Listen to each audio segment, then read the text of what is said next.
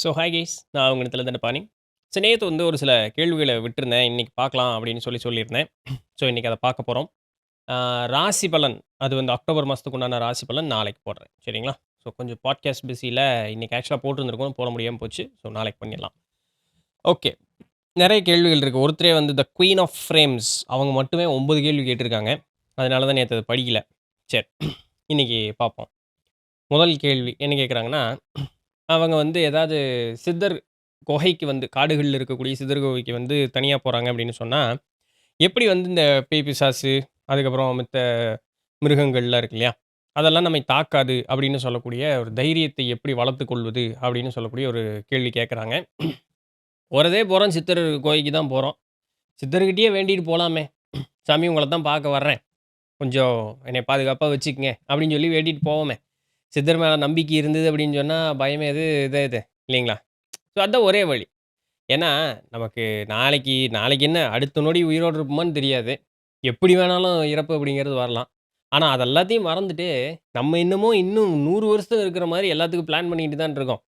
அந்த அந்த ஒரு மாபெரும் தைரியம் இருக்கும் பொழுது, ஒரு பேய், பிசாசோ, பூதமோ நம்மள பெருசா ஒண்ணும் பண்ணிற போறதில்ல. தைரியமா யார பார்க்க போறோமோ, அவங்க கிட்டயே சரண்டர் ஆயிட்டு போயிட்டோம்னா, எந்த விதமான பிரச்சனையும் கிடையாது. இந்த ஓரினச் சேர்க்கை இருக்கக்கூடியவர்கள் வந்து இயற்கையான வாழ்வியல் முறையில தான் இருக்காங்களா? சித்தவர் மக்கள் இத பத்தி ஏதாவது சொல்லியிருக்காங்களா? அப்படின்னு கேட்கறாங்க. அவங்க இயற்கையான வாழ்வியல் முறையில இருக்காங்களா? அப்படின்னு கேட்கும்பொழுது, அத பத்தி நம்ம பேசுறதுக்கு நமக்கு உரிமை இல்லை. ஏன் வந்து அது வந்து அவசியமற்றது அப்படின்னு சொல்லப்படுதுன்னா, அதனால ஒரு பயனும் இல்ல. ஒரு இணை சேருவது அப்படின்னு சொல்லக்கூடியது, எதற்கு ஒரு ஆணும், பெண்ணும் இணை சேருவது எதற்கு? சந்ததியை வளர்த்துவதற்கு.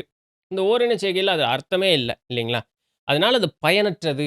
நம்ம ஆட்கள் என்ன சொல்றாங்கன்னா, அது அன்பு அப்படின்னு சொல்றாங்க. அது மறுக்கறக்கு ஒண்ணும் இல்ல. பயனில்லாத ஒரு காரியம் எதற்கு அப்படிங்கிறது தான் அதில ஒரு திருப்ப திருப்ப பேசினா இது இல்ல அன்பு, இல்ல அன்புன்னே அவங்களும் சொல்லிக்கிட்டே இருப்பாங்க. என்ன இறவங்காய் அன்பு? ஒரு 2 பேர் சேரணும் அப்படின்னு சொன்னா, அது வந்து நமக்கு ஒரு சந்ததிய வளர்த்தணும். அப்படி இல்லன்னா, அவன் அவன் ஃப்ரெண்ட்ஸு, சொந்தக்காரன் அப்படி இப்படின்னு இருந்துட்டு போலான்னு சொல்லலாம். ஒரு வாழ்க்கை துணை ஒண்ணு வேணுமில்லன்னு மறுபடியும் அவங்க ஏதாவது ஒண்ணு சொல்லுவாங்க. அதுக்கு தான் ஏன் ஒரு பொம்பள புள்ளைய கட்டுறது, இல்ல ஒரு ஆம்பள பையன கட்டுறது. அவங்க 2 பேரும் சேர்ந்தா தான் ஒரு ஒரு சந்ததி வளரும். அதிலயாவது ஒரு அர்த்தம் இருக்கு. இதில அர்த்தமே இல்லாம என்ன அப்படின்னு நம்மளும் திருப்பி பேசலாம். பேச்சு வளர்ந்துட்டே போயிட்டு இருக்கும். அ என்னமோ இன்னைக்கு இந்த மாரி அர்த்தம் இல்லாததெல்லாம் நியாயப்படுத்தப்படுது. ஸோ அது அது அவங்க பாடு. சரிங்களா? நம்ம ஒண்ணும் சொல்றதுக்கு இல்ல. அட்லீஸ்ட் நான் அத பத்தி பேசுறதுக்கு எனக்கு விருப்பம் இல்ல. இத பத்தியெல்லாம் சித்த பெருமக்கள் பேசுறதில்ல. பாவங்க அவங்க. அவங்க எதத்தாங்க பேசுவாங்க? அவங்க முக்தி பேருக்கு உண்டானத பேசிக்கிட்டு இருக்கிறாங்க. இதில கொண்டு வந்து அவங்கள இழுத்துட்டு வேடிக்கை பார்த்தா ஆகுமா? இதெல்லாம் வந்து அதில இல்லை. அடுத்தது போகநாதர் வந்து நிறைய அற்புதங்கள் அப்படிங்கிறத செய்திருக்கிறாரு. அவங்க வந்து காலத்தையே மாற்றி அமைத்தார்கள் அப்படின்னு சொல்லிட்டு, நம்ம ஒரு ரிஷியினுடைய மகன வந்து முதலை வாயிலிருந்து மீட்டெடுத்த கதை அப்படின்னு சொல்லி, ரிஷியினுடைய பேரன வந்து முதலை வாயிலிருந்து மீட்டெடுத்த கதை ஒண்ணு பார்த்துருப்போம். அப்போ காலத்தையே மாத்தி ஒரு யுகாந்திரம் கடந்து அந்த ஒரு இத நிகழ்த்துறாங்கல்ல. அப்ப இவங்க வந்து காலத்தை மாற்றுவதற்கு அவர்களுக்கு எப்படி ஒரு அந்த ஒரு அனுமதி அப்படிங்கிறது உண்டு. காலமே பின் வரக்கூடிய காலமெல்லாம் மாறிறாதா அப்படின்னு சொல்லி, சித்தபெருமக்கள் சும்மா அப்படி ரேண்டமா போய் எல்லா ஒரு காரியத்தையும் பண்றதில்லைங்க. இந்த ஒரு காரியம் நிகழ வேண்டும்னு சொல்லி, இந்த இயற்கையினுடைய படைப்புல இருக்கும் பொழுது மட்டும் தான் அது நிகழும். சரிங்களா? ஸோ, அவர்கள் ஏன் செய்றோம்? எதற்கு செய்றோம்? அப்படிங்கிறது அவர்களுக்கு தெள்ளத் தெளிவா தெரியும்.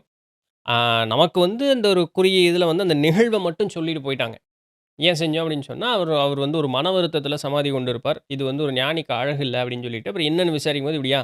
சரி அவ்வளோதானே பேரன குடுத்துட்டா சரியா போயிரலான்னு நமக்கு அந்த கதை ரூபத்தில இருக்கக்கூடிய நிகழ்வு அவ்வளோதான் இருக்கும். பட் அதற்கு பின்னாக ஏன் அதை செய்தார்? அதாவது இதில வந்து உண்மையாலுமே அண்டத்தினுடைய ஒரு கோட்பாடு, நியதிக்குள்ள இது இருந்ததா? இப்படி ஒரு நிகழ்வு நடக்க வேண்டும்ங்கிற ஒரு நியதி அதில இருந்ததா? அப்படின்னெல்லாம் கேள்வி கேட்டோம்னா, பதில் இல்ல. நம்ம போகநாதர் மேல ஒரு ஈடுபாடு இருக்கிறது, சித்தபெருமக்கள் மேல ஈடுபாடு இருக்கு அப்படிங்கிறதுக்காக, கண்டிப்பா இருந்திருக்குங்க. கண்டிப்பா இல்லாம அப்படி அது நம்ம வேணா என்ன வேணாலும் பேசிக்கலாம். மாற்று சொல் சொல்லக்கூடியவங்க, சப்ப கட்டு கட்டாதயான்னு. இப்ப 2 பதிலுமே உண்மதான். ஏன்னா நமக்கு தெரியாது. போகநாதர் இவ்வளோ மட்டும் தான் சொல்லிட்டு போனார். ஏன் செஞ்சார் அப்படிங்கிறது வந்து அவர் சார்ஜ் போச்சு. ஓகே. சரிங்களா? அதனால அவர்கள் வந்து செய்வது சரியான செயலாகத்தான் இருக்கும் அப்படிங்கிறத வந்து நம்ம மனசுல எடுத்துக்கணும். மத்தபடி வேற ஒண்ணும் இல்ல. சரிங்களா? ஆம். அன்பு அப்படிங்கிறது வந்து டஸ் லவ் அரைஸ் ஃப்ரம் சோல் அன்பு அப்படிங்கிறது வந்து ஆன்மாலருந்து வருதா? இல்ல ஆன்மா அன்பிலிருந்து வருதா? அப்படின்னு சொல்லி இறை அப்படின்னு சொல்லக்கூடியது அன்பினுடைய சுரூபமாக நம்மளுடைய ஒரு விளக்கத்திற்குள்ள சொல்லிக் கொள்ளலாம். அதனால தான் இறைவனை அன்பிற்குரியவன் அப்படின்னு சொல்றான். அதுக்கு மீறி வேற ஒண்ணும் இல்ல அப்படின்னு சொல்றோம். அந்த வகையில பார்க்கும் பொழுது, ஆன்மாவை இறைவன் படைக்கல. இறை இருந்த பொழுதே ஆன்மாவும் இருந்தது அப்படிங்கிறத நம்ம திருமந்திரத்தில பார்க்கிறோம். அப்ப அந்த வகையில பார்க்கும் பொழுது, இறை கடைசியில நம்ம இந்த ஆன்மாங்கிறது எங்க போய் சேருது? ஆன்மா இறை இருந்த பொழுதே ஆன்மா இருந்தது. அப்ப ஏன் அது இறையோட கலக்கலன்னு கேட்டா, ஆன்மாவோடு மலச்சேர்க்கை இருந்த ஒரு காரணத்தினால தான் இறையோடு கலக்காம இருந்தது. அப்போ இந்த மலச்சேர்க்கையை நீக்கும் பொழுது இந்த ஆன்மா எங்க போகுது அப்படின்னு கேட்டா, இறையிடம் தான் போய் ஒன்றர சேருது. அந்த வகையில பார்க்கும் பொழுது, இறையிடம் இருந்து தான் ஏதோ ஒரு காலகட்டத்தில அந்த ஆன்மா அப்படிங்கிறது வந்திருக்கணும். இறை அன்புன்னு சொன்னா, அ போலீஸ்காரர் இல்லைங்க. இறைவன் அப்படின்னு சொல்லக்கூடியவர் தான் அன்பு அப்படின்னு சொல்லும்பொழுது, அதிலிருந்து பிரிந்து வந்த அந்த ஆன்மாவும் அன்பின் சுரூபமானது தானே. ஸோ இது எப்படின்னா, கோழியிலேருந்து முட்டை வந்ததா, முட்டையிலேருந்து கோழி வந்ததா அப்படிங்கிற கதை தான். ஆன்மாவிலிருந்து அன்பு வந்ததா, அன்புல இருந்து ஆன்மா வந்ததான்னா, அது அன்பு வேற, ஆன்மா வேற கிடையாது. 2மே ஒண்ணு தான். சரிங்களா? அது வேற, இது வேற கிடையாது. இறை வேற, அன்பு வேற இல்ல இல்லையா? அதுபோல தான் இதுவும். சரிங்களா? What would life look like if you trusted okay. அண்டத்த வந்து முழுமையாக நம்பி, சரிங்களா? அண்டத்த வந்து முழுமையாக நம்பி, எந்த விதமான எதிர்காலத்தினுடைய ஒரு பயம் இல்லாம, அண்டத்தை முழுமையாக நம்பி இருக்கும் பொழுது, அந்த வாழ்வு எப்படி இருக்கும்? அப்படின்னு கேட்குறாங்க. ஒரு ப்ராப்பரான சன்னியாசி போல இருக்கும். நான் சொல்றது ப்ராப்பரான சன்னியாசி. இன்னைக்கு யூடியூப் சன்னியாசியோ, இல்ல சன்னியாசி வேடம் தரித்துக் கொண்டு ரோட்ட சுத்திட்டு இருக்கிறவங்களோ இல்ல. நான் சொல்லக்கூடியது சித்தபெருமக்களோ, ரிஷிகளோ, முனிவர்களோ, ஞானியர்களோ, யோகிகளோ, தவசிகளோ, நேர்மையாக அதற்குண்டானவர்களாக நடந்து கொண்டவர்கள் அப்படின்னு சொல்லக்கூடியவர்களுடைய வாழ்க்கை எப்படின்னா, அதுதான் வந்து அதற்குண்டான சரியான அவங்க வந்து அண்டத்தின் மீது நம்பிக்கை இங்க கொள்வதற்கும் கூட அவர்களுக்கு அவசியம் அப்படிங்கிறது இல்ல. நான் ஏன் போய் அண்டத்து மேல நான் நம்பிக்கை கொள்ளணும்? அது நடந்துட்டு போட்டு முருகேசா. என்னமோ நமக்கு என்ன அப்படின்ட்டு அவங்க பாட்டுக்கு பேசாம இருப்பாங்க. அவ்வளோதான். ஸோ, அதுதான் வந்து ஒரு ப்ராப்பரான ஒரு ஒரு இந்த நீங்க கேட்ட கேள்விக்கு உண்டான சரியான ஒரு விளக்கம் அதுதான். If consciousness is like an ocean, are individual lifes just waves like okay. நம்மளுடைய விழிப்புணர்வு அப்படின்னு சொல்லும்பொழுது ஒரு பெருங்கடல் போல இருக்கு அப்படின்னு சொன்னா, தத்துவார்த்த கேள்விகள் இதெல்லாம். நம்மளுடைய விழிப்புணர்வு அப்படின்னு சொல்லக்கூடியது ஒரு மாபெரும் பெருங்கடல் போல இருக்கு அப்படின்னு சொல்லி போடும்போது, இங்க இருக்கக்கூடிய தனி உயிர்கள் இருக்கு பார்த்தீங்களா? அது வந்து இந்த பெருங்கடல்ல ஒரு உயர்ந்து தாழக்கூடிய அந்த அ அலைகளாக இது வந்து இருக்கா அப்படின்னு சொல்லி அவங்க கேட்குறாங்க. எங்கிருந்து ஒரு சாட் ஜிபிடியோ தெரியல. இல்ல இப்ப நல்லா படிச்ச பையனாவோ, புள்ளையாவோ இருக்கும் போல. நமக்கு அறிவில்லைங்கிறனால சாட் ஜிபிடி யூஸ் பண்ணுவோம். எல்லாரும் அப்படி பண்றாங்கன்னு சொல்லக்கூடாதுல்ல. ஓகே. ஸோ இது ஒரு தத்துவார்த்த கேள்வி. இத நான் ரொம்ப தத்துவம் பேசி போர் அடிக்க விரும்பல. இப்போ ஒரு ஒரு விழிப்புணர்வு ஹையர் கான்ஷியஸ்னஸ் அப்படின்னு சொல்லக்கூடியது தான் ஒரு மாபெரும் கடலா இருக்குன்னா, அதில உயர்ந்து தாழக்கூடிய அந்த ஒரு அலை போல தான் இந்த ஆன்மாக்கள் இங்க இருக்கா அப்படின்னு கேட்டா, ஆமா. உண்மை. சரிங்களா? இந்த பெருங்கடல் வேற, அலைகள் வேறன்னு சொல்லக்கூடிய அந்த ஒரு நெனப்பு நம்மகிட்ட இருக்கு. நான் அலை அப்படின்னு சொல்லக்கூடிய ஒரு நெனப்பு நம்மகிட்ட இருக்கு. கடல் தண்ணி தான் அலையா இருக்குங்கிறது என்னைக்கு நமக்கு புரியுதோ, அப்ப நான் வேற, கடல் வேற இல்லங்கிறது நமக்கு புரிஞ்சிரும். அப்ப என்ன ஆகும்? அந்த இருவேறு தன்மை அப்படிங்கிறது மாறுபட்டு போயிரும். அப்ப அந்த உயர்வு, தாழ்வு அப்படிங்கிறது, பிறப்பு, இறப்புங்கிறது நம்மகிட்ட இருக்காது. அதுநாள் வரைக்கும் நான் உயருகிறேன், பிறக்கிறேன். அலையாக நான் தாழ்கிறேன், இறக்கிறேன். மறுபடியும் அலையாக உயர்கிறேன். எங்க பாருங்க, அ கடல் இருக்குய்யா. இப்ப கடல்ல நீ யாரு? கடல் இருக்கு. கடல்ல நான் அலையா இருக்கேன்னு பேசிக்கிட்டே இருப்போம். அது ஒன்ஸ் ஏய் கடல் தண்ணி தானே அலையா மேல ஏறுது. அப்ப நான் வேற, அது வேற இல்லன்னு புரிஞ்சுக்கிட்டோம்னா, அதுதான் முக்தி பேர். சரிங்களா? Okay. "The soul is eternal beyond time. What is the true purpose of a temporary life on earth?" ஆன்மா அப்படின்னு சொல்லக்கூடியது தான் வந்து காலம், தேசத்திற்கு அ அப்பாற்பட்டது, கடந்தது அப்படின்னு சொல்லும்பொழுது, இந்த தற்காலிக வாழ்வு இந்த பூமியில நமக்கு எதற்கு? அத கண்டுபிடிக்கிறது தாங்க இந்த வாழ்க்கை. முதல்ல வந்து ஒரு அசைவு ஏற்பட்டதனால் பிறப்பு அப்படிங்கிறது உண்டாச்சு அப்படின்னு சொல்லி நம்ம பார்க்குறோம். இதான் ஞானியர்கள், பெரியவர்கள், உணர்ந்தவர்கள் கூறிய ஒரு கூற்று. அந்த வகையில பார்க்கும் பொழுது, எப்படிங்க அந்த முதல் அசைவு உண்டாச்சு அப்படின்னு சொன்னா, எதேர்ச்சியா உண்டாச்சு. அதுக்கு காரணம் இல்ல. எதேர்ச்சியா உண்டாச்சு. சரி உண்டாயிடுச்சு. எதேர்ச்சியா உண்டாச்சு. சரி. காரணம் இல்ல. விளக்க முடியாது. எல்லாம் ஓகே. இந்த உண்டான பிறகு, அந்த உண்டானதுக்கு என்ன காரணம் அப்படின்னா, ஏதோ ஒரு கற்பனையின் காரணமாக ஏங்க முன்னாடி ஏதாவது ஒண்ணு இருந்திருந்ததுன்னா, அத நெனச்சு நான் இங்க கற்பனை பண்ணியிருக்கலாம். முன்னாடியே ஒண்ணும் இல்ல. இல்லாதத நான் எப்படி கற்பனை பண்ண முடியும்? கரெக்ட்டான கேள்வி. அதுதான் எதேர்ச்சையா நடந்தது. தெரியாது. அந்த முதல் அசைவு எப்படி வந்ததுன்னு தெரியாது. அவ்வளோதான். இது உண்மை. இத ஒப்புக்கொண்டு தான் ஆகணும். தெரியல. அப்ப அந்த முதல் அசைவு ஏதோ ஒரு காரணத்தினால நடந்தது. அந்த முதல் அசைவு ஏதோ ஒரு காரணத்தினால அந்த நிகழ்ந்த அசைவு நமக்கு உண்டான ஒரு கற்பனைய உண்டு பண்ணி குடுத்தது. அந்த கற்பனையின்பால் நம்ம இன்னைக்கு இங்க வாழ்ந்து கொண்டிருக்கிறோம். உங்களுக்கு நான் நிழலா தெரியிறேன். எனக்கு நீங்க வந்து த குயின் ஆஃப் ஃப்ளேம்ஸா தெரியிறீங்க. இல்லையா? லூஃபி டிபி வச்சவங்களா இருப்பீங்க. இப்படி நெறைய மக்கள் வந்து நம்ம இதில இருக்கீங்க இல்லையா? அதுபோல நமக்கு தெரிஞ்சுக்கிட்டே இருக்கும். உண்மை உணர்ந்துட்டோம் அப்படின்னு சொன்னா, உரு அப்படின்னு சொல்லக்கூடியதை தாண்டி ஆன்மாவா எல்லாத்தையும் பார்ப்போம். அதுதான் ஞானியர்கள் என்ன சொல்றாங்க? ஒரு நாயிலிருந்து, ஒரு நோய்பட்டவனிலிருந்து, ஒரு மாபெரும் பாவியிலிருந்து, தெய்வம் வரைக்கும் அனைவரையுமே ஒன்றாக பார்க்கக்கூடிய அந்த ஒரு மனோபாவம் தான் உண்மையான ஞானியினுடைய மனோபாவம். அவங்களுக்கு எதுவுமே வித்தியாசம் தெரியாது. ஒரு கொலையாளியிலிருந்து தெய்வம் வரைக்கும் எல்லாமே அவங்களுக்கு ஒரே மாரி தான் அவங்களுக்கு தெரியும். ஏன்? இந்த செயலெல்லாம் உடல்னால செய்யப்படுறது. மனதனுடைய தூண்டுதலின் பேர்ல ஒரு அந்த அந்த மலச்சேர்க்கையினுடைய அந்த களும்பின் பேர்ல செய்யக்கூடியது தான். அதெல்லாமே அவங்களுக்கு தெரியும். இந்த பாதிப்புகள் எதுவுமே ஆன்மாவை சென்று அடைவதில்ல. இது வெறும் உடல் சம்மந்தமாக இருப்பது. அதனால இத எல்லாத்தையும் அவர்கள் நீக்கிருவாங்க. அவங்க கண்ணுக்கு எது மட்டும் தெரியும்? ஆன்மா மட்டும் தெரியும். அப்ப எல்லாருமே அவர்களுக்கு சமமா தெரியக்கூடிய அந்த ஒரு மனோபாவத்தில இருப்பாங்க. இது வந்து பேச்சுல புரிஞ்சுக்கலாம். ஆனா உணர்வதற்கு கடினமா இருக்கும். நாமும் அந்த நிலை செல்லும் பொழுது தான் இத உணர முடியும். இப்ப வரைக்கும் நம்ம அறிவு சேர்க்கைக்கு மட்டும் இத வச்சுக்குவோம். சரிங்களா? So why do challenges and sufferings often become the greatest teachers of our soul?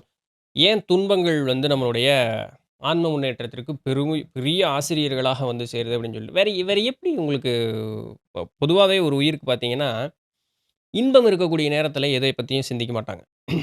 நல்ல மழை பெஞ்சுட்டு இருக்கு வெளிய. சரிங்களா? உங்களுக்கு நெறைய வேலை இருக்கு. அதெல்லாம் இருக்கட்டும். பட் வெளிய வெளிய நல்ல மழை பெஞ்சுட்டு இருக்கு. அ உங்களுக்கு புடிச்ச ஏதோ ஒரு படமோ, ஏதோ ஒரு பாட்டோ அப்படி டிவியில ஓடுது. சரிங்களா? நல்லா அப்படியே மெத்து மெத்துன்னு ஒரு அழகான ஒரு மெத்த. நல்லா அப்படியே ஜன்னல் கிட்ட அப்படியே உட்காந்துட்டுருக்கிறீங்க. இல்ல அப்படியே படுக்கையில படுத்துட்டு இருந்தா வெளிய கதவுல வெளிய அப்படியே வாசல் தெரியுது. அப்படியே ஏதோ ஒண்ணு உங்களுக்கு புடிச்ச மாரி ஒரு சாப்பாடு அப்படியே கையில இருக்கு. அப்படியே நொறுக்கிட்டே உட்காந்துருக்கீங்க. சரிங்களா? இன்னும் கொஞ்சம் கூட அடிஷனலா போனோம்னா, நம்மளுடைய மனையாள் கூட வந்து எழில் கொஞ்சக்கூடிய மனையாள் நம்மளுடைய திருக்கரத்தில அப்படியே வந்து சாஞ்சிருக்காங்க. இப்படியெல்லாம் ஒரு கற்பனை வளர்த்திக்குவேன். என்ன ஆயிறப்போது? இந்த ஒரு நெனப்புல இருக்கக்கூடியவனுக்கு எங்கேயாவது ஆன்ம முன்னேற்றத்த பத்தி யோசனை வருமா? வராது. ஒரு காலும் வராது. அறவே வராது. சரிங்களா? கற்பனைகள் வேற எங்கேயாவது அது சுகமான வாழ்க்கை. சுகத்தை அனுபவிப்பதற்கு யார் வேண்டான்னு சொல்லுவா? நிம்மதி மட்டும் தான் நமக்கு வந்து இது இருக்கும். அந்த இடத்துல ஆன்ம முன்னேற்றம் எப்படி நடக்கும்? மெதுவா நடக்கும். அவன் வந்து அது அப்படியே இது ஒரு கட்டத்தில சலிக்கும். அது என்னைக்கு சலிக்கிறது யாருக்கு தெரியும்? இல்லைங்களா? ஸோ அது என்னைக்காவது ஒரு நாள் அப்படி சலிக்கும் பொழுது, நம்ம அதுக்கப்புறம் என்ன பண்ணிட்டு இருக்கோம்? எதுக்கு இப்படி இருக்கோம்? அப்படிங்கிற ஒரு சிந்தனை வரும். அந்த சிந்தனை கூட முத்துறதுக்கு முன்னாடி இன்னொரு சுகம் நமக்கு வந்துரும். அப்ப இதெல்லாம் கூடும் பொழுது நம்மளுடைய ஆன்ம முன்னேற்றம் அவ்வளோ வேகமா நடக்காது. அதே நேரத்தில இதில என்னன்னா ஒரு வேலை இருக்குன்னு சொன்னேன் பார்த்தீங்களா? இந்த சுகம் இருக்கும்போது செய்ய வேண்டிய இந்த உலக வேலையவே நம்ம வந்து அப்புறம் பார்க்கலாம்யா. என்ன ஒரு ஜாலியான ஒரு லைஃப் அப்படிங்கிற மாரி ஆயிரும். இதெல்லாம் இல்லாம கூரை ஒழுகிட்டு இருக்குது. சரிங்களா? ஒவ்வொருத்தருக்கும் இருக்கறதுக்கு இல்லடமே கிடையாது. கூரை இருந்தா தான் ஒழுகுறதுக்கு. கூரையே இல்லாம இருக்கக்கூடிய ஆட்கள் எத்தன பேர் இருக்காங்க? இப்படி ஒரு சூழல் நிக்கிறீங்க. இன்னைக்கு பசி, சோறு இல்ல. நம்மளுக்கு அரவணைச்சு நம்மள வந்து ஒரு அன்பு செலுத்துவதற்கு ஆள் இல்ல. தன்னந்தனியா இருக்கீங்க. அப்படி ஒரு சூழல் கற்பனை பண்ணிக்கங்க. "ஏன் சாமி எனக்கு இப்படி ஒரு நிலைய எனக்கு குடுத்தேன்னு" ஒரு கேள்வி வரும். அந்த கேள்வி வரும்பொழுது, அந்த கேள்விக்கு உண்டான விடை தேடுவோம். அப்போ ஏன் இந்த நிலை? இந்த நிலை போல அப்ப நிறைய கேள்விகள் வரும். அந்த நிறைய கேள்விகளுக்கு விடை தேடுவோம். அப்ப இந்த உலகத்தினுடைய உண்மை நிகழ்வு அப்படிங்கிறது புரியும். நம்மளுடைய வாழ்வினுடைய உண்மை தன்மை என்னங்கிறது புரியும். ராப்பிடா நடக்கும். பட் என்னன்னா, அத தேடி, தேடி, தேடி, தேடி ஓடணும். அப்படி ஓடாதவங்க நெறைய பேர் அப்படி துவண்டு போயிடுறாங்க. இப்ப துவண்டுவதனால என்ன ஆயிற போகுது? ஒண்ணும் ஆகாது. அந்த ஓடி, ஓடி தேடி தெளியிற நாள் வரைக்கும் இந்த கஷ்டங்கிறது இருந்துகிட்டே தான் இருக்கும். மொமெண்ட் நீங்க தெளிஞ்சிட்டீங்க அப்படின்னு சொன்னா, அதுக்கப்புறம் நீங்க பெரிய கோடீஸ்வரனா இருந்தாலும் சரி, ஒண்ணுமில்லாம இருந்தாலும் சரி, நீங்க நிம்மதியா இருப்பீங்க. அப்போ ஒரு ஆன்ம முன்னேற்றத்திற்கு துன்பமே சரியான இருக்கிறதுலயே ஷார்ட்டஸ்ட் ரூட். பைபாஸ் போற மாரி அது. அத தவிர வேற எந்த வழியுமே கிடையாது. ஒன்ஸ் இது புரிஞ்சிருச்சு அப்படின்னு சொன்னா, முன்பட்டது எதையுமே துன்பமாக நம்ம சொல்ல மாட்டோம். முன் அனுபவித்தது எல்லாமே நமக்கு அனுபவங்களாகத்தான் தோன்றுமே தவிர, அது இன்பமாவும் தெரியாது, துன்பமாவும் தெரியாது. அதுதான் உண்மையான பக்குவத்திற்கு உண்டான நிலை அப்படின்னு சொல்லக்கூடியது. இஸ் ஸ்பிரிச்சுவல் டீச்சர் ஆல்வேஸ் வாட்சிங் us as in every situation. அப்படிதான் சொல்றாங்க. நம்மளுடைய பெரியவர்கள் நம்மை கவனித்துக் கொண்டே இருக்கிறார்கள் அப்படின்னு சொல்லிட்டு. But on a practical note அப்படி இருக்கிறதுக்கு வாய்ப்பில்லை. ஏன்னா நம்ம journey of souls, destiny of souls ஏன்னா அவங்களுக்குன்னு அங்க வேலை இருக்கும். அப்ப நாம ஏதாவது அவங்கள நெனச்சு, "ஏன் இப்படி இருக்கு? என்னைய யாராவது அப்போ நம்மளுடைய சிந்தனை அவங்களுக்கு உடனே வந்து தட்டுப்படும். அப்போ அவர்களுடைய கவனம் அப்படிங்கிறது நம்ம மேல வரும். அதுநாள் வரைக்கும் அவங்க அவங்க வேலைய பார்த்துட்டு இருப்பாங்க. நம்ம இங்க வேலைய பார்த்துட்டு இருப்போம். பட் என்னன்னா, நம்ம வந்து அந்த புலம்பல் வந்து நிறுத்துறதே இல்ல. புலம்பிக்கிட்டே இருக்கோம். அதனால அவங்களுடைய கவனம் நம்ம மேல இருந்துகிட்டே இருக்குமா? அப்படின்னு கேட்டா, அப்படியும் கிடையாது. அவங்க வேலைய பார்க்கணும் இல்லையா? ரொம்ப அவசியம், தேவை அப்படின்னா அவங்களுக்கு அது தெரியும். அப்போ அவர்கள் ஏதோ ஒரு ரூபத்தில் வந்து நமக்கு உதவி அப்படிங்கிறத செய்வாங்க. எஸ். ஸோ இதுதான் இன்னைக்கு உண்டான 9 கேள்விகள் பார்த்துருக்கோம். இனியும் ஒரு 2 கேள்வி இருக்கு. பின்ன அப்படி பார்ப்போம். ஸோ நாளைக்கு இதில ராசி பலன் அக்டோபர் 2025க்கு உண்டான ராசி பலன்ல சந்திப்போம். ஸோ அதுவரையும் தொடர்ந்து இணைந்திருங்கள். நான் உங்க இடத்துல நண்பன். நன்றி. வெற்றிவேல் வெற்றிவேல் வெற்றிவேல்